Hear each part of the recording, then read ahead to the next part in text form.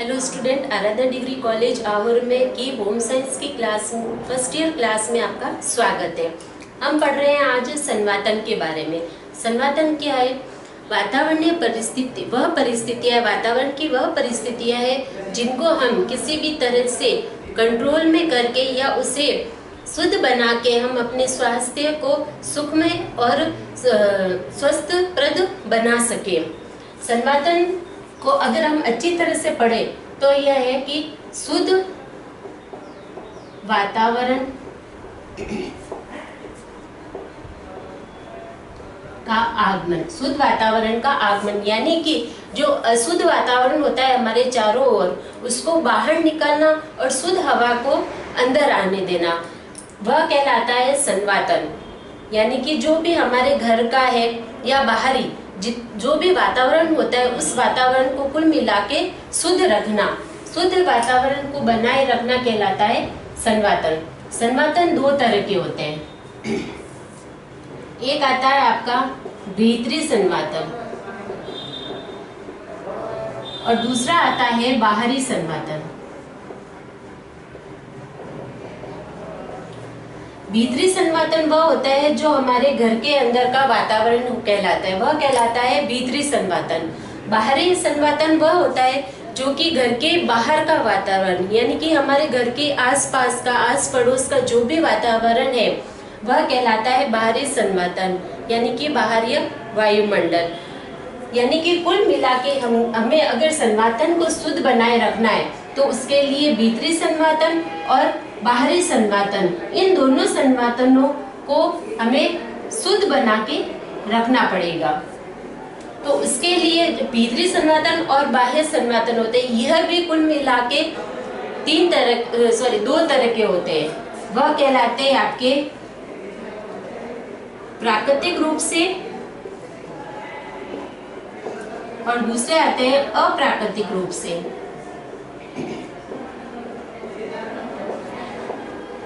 अब आता है प्राकृतिक रूप से यानी कि प्रकृति के द्वारा, यानी कि प्रकृति में की जो भी आर्द्रता है, नमी है, उसको स्वस्थ बनाए रखना। और अप्राकृतिक रूप से यानी कि प्रकृति के बिना हमारे जो भी वातावरण है उसको किस तरीके से हम शुद्ध बना के रख सकते हैं। और जो प्राकृतिक रूप से होता है इसके अंतर्गत हमारे घर के जो भी वातावरण है, यानी कि संवातन का जो मेन उद्देश्य होता है वह होता है कि मेन उद्देश्य यही है कि इसके वातावरण को शुद्ध बनाए रखना। हमारे आस पड़ोस का जो भी वातावरण है, हमारे घर का है, कमरे का है, जो भी वातावरण है उसको शुद्ध रूप से बनाए रखना, वह कहलाता है, वह है संवातन का मुख्य उद्देश्य। जिसके अंतर्गत हम जैसे कि बाहर की शुद्ध वायु को अंदर लाना, अंदर की जो आर्द्रता है, नमी है, अशुद्ध जो वायु है उसको बाहर ले जाना। यह कुल दो रूपों में होता है, प्राकृतिक रूप से और अप्राकृतिक रूप से। प्राकृतिक रूप के अंतर्गत आते हैं साधन जैसे कि खिड़की, दरवाजे,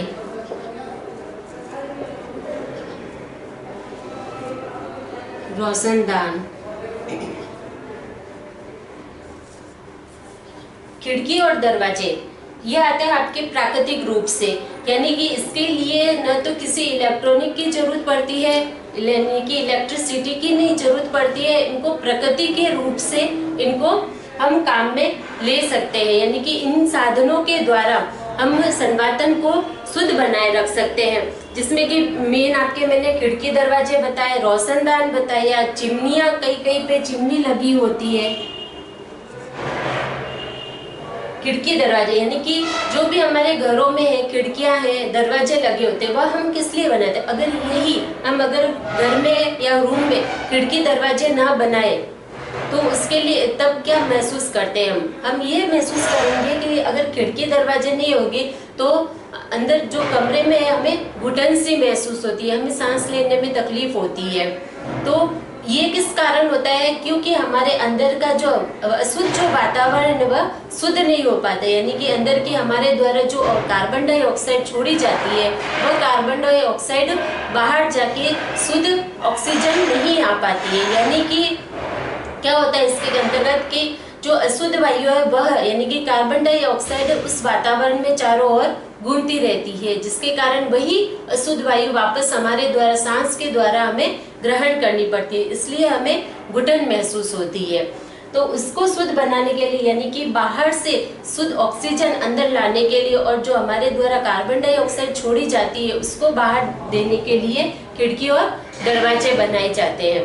ऐसे ही ऐसे रोशनदान की व्यवस्था की जाती है, यानी कि खिड़की दरवाजों के ऊपर भी हम कुछ दूरी पर रोशनदान बनाते हैं, जिससे कि अगर जैसे कि कई घरों में होता है कि कमरे और खिड़कियों की कमी होती है तो उसके लिए रोशनदान की व्यवस्था की जाती है, जिससे कि बाहर का और आंतरिक जो वायु का विसरण है यानी कि वायु की जो गति है वह आदान प्रदान हो सके और कमरे का जो वातावरण है बिना खिड़की दरवाजे के भी बन सके। फिर आती है चिमनियाँ, जैसे कि हम घरों में गैस के ऊपर चिमनियाँ लगाते हैं यानी कि धुएं के लिए, वह क्या काम करती है, धुएं खींचने का काम करती है। उसी तरीके से ये भी चिमनियाँ होती है जो घर के आंतरिक जो शुद्ध वातावरण होती है उसको खींच के बाहर करती है और शुद्ध वायु को अंदर आने देती है। तो कई जैसे कि मिलों में है, बड़ी बड़ी कंपनियों में है, मॉल में है, उनमें सब में चिमनियाँ लगी होती है जिनमें कि खिड़की दरवाजे, जैसे कि एसी वगैरह जब हम लगा देते हैं तो उसमें खिड़की दरवाजों की कमी आ जाती है, यानी कि खिड़की दरवाजे उनमें बंद रखने पड़ते हैं। तो उनमें वायु को शुद्ध बनाने के लिए, यानी कि बाहर के वातावरण को अंदर, वायु को अंदर लाने के लिए चिमनियों का उपयोग किया जाता है। ये सब जो है मैंने आपको बताई, ये जो 3 कारण मैंने बताए यानी कि प्राकृतिक रूप से जो बताए, इसमें क्या होता है कि ये तो हमने साइंस में पढ़ा है कि गैस का विसरण होता है, उनके ताप को नियंत्रित किया जाता है, यानी कि गैस का विसरण यानी कि गैसों का आपस में एक दूसरे में मिलना, यानी कि अशुद्ध वायु का शुद्ध वायु में मिलना, वह आता है प्राकृतिक रूप के अंतर्गत। गैसों का विसरण यानी कि एक दूसरे के अंदर शुद्ध और अशुद्ध वायु का मिश्रण, शुद्ध व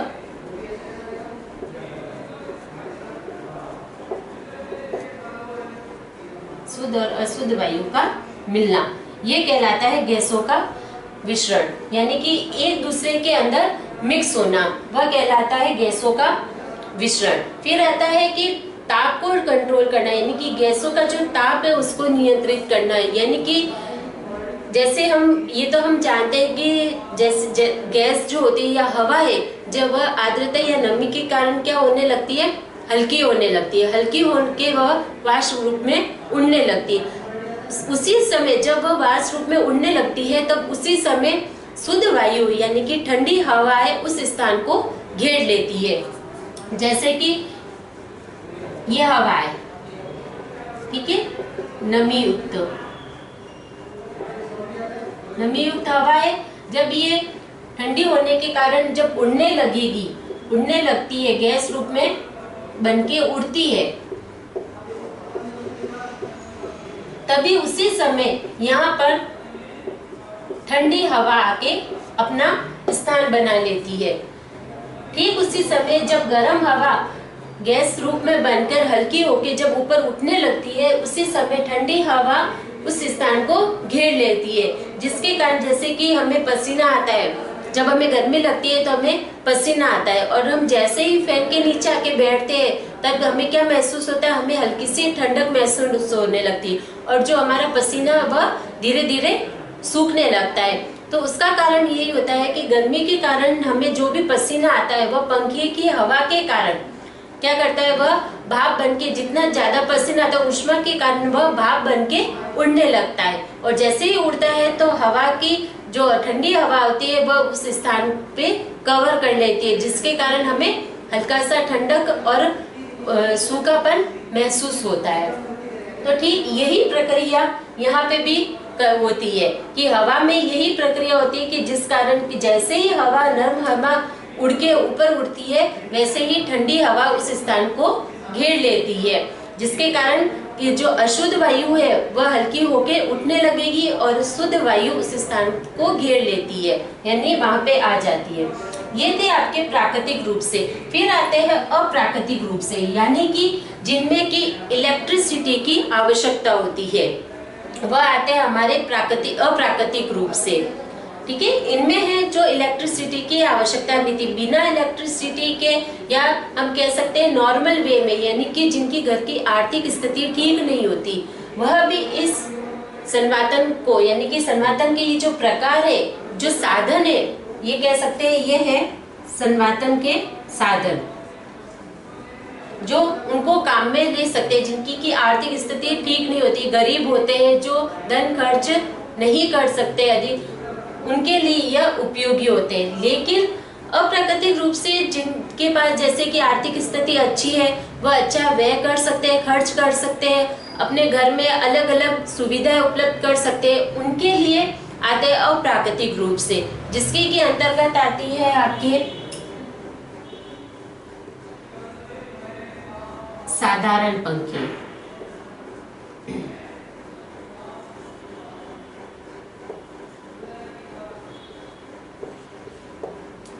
इलेक्ट्रिक फैन यानी कि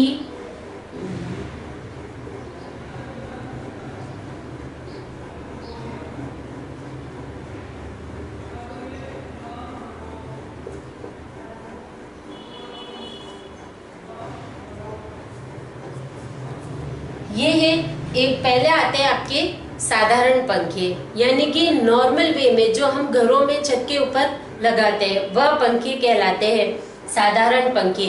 ठीक है, वह आते हैं आपके अप्राकृतिक रूप से, यानी कि जैसे ही पंखा चलता है तब हमें, अगर फैन को हम बंद कर देते तो आप क्या महसूस करते हैं हम, कि हमें गर्मी लगने लगती है, पसीना आने लगता है, और जैसे ही हम उस फैन को स्टार्ट करते हैं हमारा पसीना सूखने लगता है और हमें सर्दी का, यानी कि हल्की ठंडक, यानी कि गर्मी का अनुभव खत्म होने लगता है। तो इस तरीके से पंखे की सहायता से हम सनातन की प्रक्रिया को सही से कर सकते हैं, यानी कि जो भी हमारे आसपास की अशुद्ध वायु है या नमी है, उसको पंखे के द्वारा दूर किया जाता है। जैसे ही पंखा चलता है वह अशुद्ध वायु हटने लगती है और उसके स्थान पर शुद्ध वायु आने लगती है। ऐसे कैसे आते हैं इलेक्ट्रिक फैन, यानी कि एडजस्ट फैन जिसको हम कहते हैं। एडजस्ट फैन जैसे कि हम किचन में लगाते हैं, कई दुकानों में भी लगाते हैं, जहाँ पे खिड़की दरवाजों की व्यवस्था अच्छे से नहीं हो पाती है, यानी कि कंस्ट्रक्टेड रूम जो होते हैं जिसमें कि वायु के आदान प्रदान की सुविधा अच्छे से नहीं हो पाती है, उनमें क्या करते हैं एडजस्ट फैन लगाए जाते हैं, जिसकी सहायता से अंदर के जो भी अशुद्ध वायु है, नमी युक्त हवा जो होती है, उसको वह एडजस्ट फैन कैचअप करता है, यानी कि अवशोषित करता है और उस वायु को बाहर फेंकता है, और बाहर की जो शुद्ध वायु होती है उस वायु को अंदर की ओर लेके आता है, जिससे कि अंदर का वातावरण ठंडा हो जाता है और वह सारी अशुद्ध वायु बाहर चली जाती है, यानी कि अंदर का जो नमी युक्त वातावरण होता है वह शुद्ध हवा के आने से अच्छा हो जाता है। फिर थर्ड आता है सबसे मेन इम्पोर्टेंट, और थर्ड यानी कि जो अभी हम प्रचलित युग में हम बहुत ही ज्यादा काम में लेते हैं, इससे आप सब परिचित है, एसी यानी कि एयर कंडीशनर। ये आप सब जानते हैं, यह क्या कार्य करता है, हमारे जो आंतरिक वातावरण यानी कि कमरे का जो भीतरी वातावरण है उसको ठंडा करने का काम करता है। क्या काम करता है? ठंडा वातावरण बनाता है, हमारे वातावरण को ठंडा बनाता है। यानी कि यह क्या करता है, यह भी जैसे कि एक तरीके से एडजस्ट फैन का काम करता है, यानी कि जो भी कमरे की नमी होती है उस नमी वाली हवा को वह क्या करता है, अशुद्ध या नमी वाली जो हवा होती है, गर्म हवा, उसको अपने अंदर खींच लेता है। खींच के उसमें भी एक, आपने देखा होगा हमारे रूम के बाहर एक एडजस्ट फैन लगा होता है, इस एयर कंडीशनर में भी एडजस्ट फैन लगा होता है। वह क्या करता है, नमी युक्त हवा, अशुद्ध हवा को खींचता है और उस हवा को बाहर फेंकता है। उसी समय वह शुद्ध हवा को बाहर से लेकर अवशोषित करके अपने अंदर उसको ठंडा बनाता है और ठंडा बना के वह वापस उस हवा को हमारे कमरे में फैलाता है। यह काम होता है एयर कंडीशनर का, जिस कारण से हमारे जो कमरे का जो भीतरी वातावरण है वह ठंडा हो जाता है। लेकिन हम ये भी जानते हैं, इसके साथ साथ ये भी जरूरी है कि एयर कंडीशनर का उपयोग यानी कि एसी का उपयोग हमें ज्यादा नहीं करना चाहिए। ये हमारे स्वास्थ्य के लिए हानिकारक भी होता है। जिस तरीके से ये हमें सुविधाएं देती है उसके साथ साथ ये हमें हानि भी पहुंचाता है। जिस तरीके से ये वातावरण को शुद्ध बनाता है, जैसे हम जानते हैं कि ये वातावरण को मतलब ठंडा बनाता है, लेकिन इससे जो वायु है वह गैस रूप में हमारे पास आती है। इसमें एक गैस का पार्ट होता है जिसके कारण कि वह जो हवा होती है वह गैसीय रूप में हमारे पास आती है। उस गैस को सांस के द्वारा जब हम ग्रहण करते हैं तो वह हमारे फेफड़ों के लिए हानिकारक होता है, यानी कि वह जो गैसें निकलती है वह हमारे स्वास्थ्य के लिए हानिप्रद होती है। तो इसलिए एसी का उपयोग करते समय यह ध्यान में रखना है कि जितना कम हो सके हमें एसी का उपयोग करना चाहिए। इसके अलावा जैसे कि मैंने बताया आपको, साधारण पंखे हैं, एडजस्ट फैन है, इनका उपयोग करने से हमें किसी तरह का हमारे स्वास्थ्य पे कोई भी बुरा प्रभाव नहीं पड़ता है। एसी केवल हमारे वातावरण को ठंडा बनाने के लिए हम काम में ले सकते हैं, लेकिन हम ये नहीं कह सकते कि यह हमारे स्वास्थ्य के लिए लाभदायक है। ठीक है, ये था आपका आज सन्मातन के बारे में, यानी कि सन्मातन क्या है? अशुद्ध वायु को बाहर ले जाना और अशुद्ध वायु की जगह हमारे वातावरण को शुद्ध बनाना, वह कहलाता है सन्मातन का। और यही इसका मेन उद्देश्य होता है कि शुद्ध वायु को, शुद्ध वातावरण को बनाए रखना, ये इसका मेन उद्देश्य है। फिर मैंने बताया सन्मातन दो तरह के होते हैं, भीतरी और बाहरी सन्मातन, यानी कि कुल मिला के हमारे कमरे का अंदर का और बाहरी जो वातावरण है उसको शुद्ध बनाना, यह कहलाता है सन्मातन। तो ये दो तरह से होते हैं सन्मातन। मेन फिर आता है जो कि यह होते हैं प्राकृतिक और अप्राकृतिक रूप से। प्राकृतिक रूप से जिसके अंतर्गत आते हैं जैसे कि गैसों का विसरण करना, ताप का नियंत्रित करना, यानी कि ताप का हल्का होके उठना और उसकी जगह पे शुद्ध वायु आना। और इनके जो साधन है वह मैंने आपको बताया, खिड़की, दरवाजे, रोशनदान, चिमनियां, ये सब है शुद्ध सन्मातन, यानी कि प्राकृतिक रूप से जो हम सन्मातन को शुद्ध कर सकते हैं उसके साधन है। अप्राकृतिक रूप से मैंने साधन बताए, ये भी आपके तीनों साधन है इसके, यानी कि किस तरीके से हम अपने सन्मातन को, यानी कि घर के जो वातावरण है उसको शुद्ध बना सकते हैं। यानी कि कुल मिला के हम प्राकृतिक और अप्राकृतिक दो रूपों से अपने सन्मातन को, वातावरण को हम शुद्ध बना सकते हैं। तो अप्राकृतिक रूप से भी साधारण पंखे, एडजस्ट फैन है और एसी है, जिनके वजह से हम अपने वातावरण को शुद्ध बना सकते हैं। ये था आज का आपका सन्मातन का टॉपिक। आगे हम इसके बारे में, जैसे वायु का संगठन है, यानी कि मेन जो है वायु, उसके संगठन के बारे में हम अगली क्लास में आपको बताऊंगी। आज के लिए इतना ही, धन्यवाद।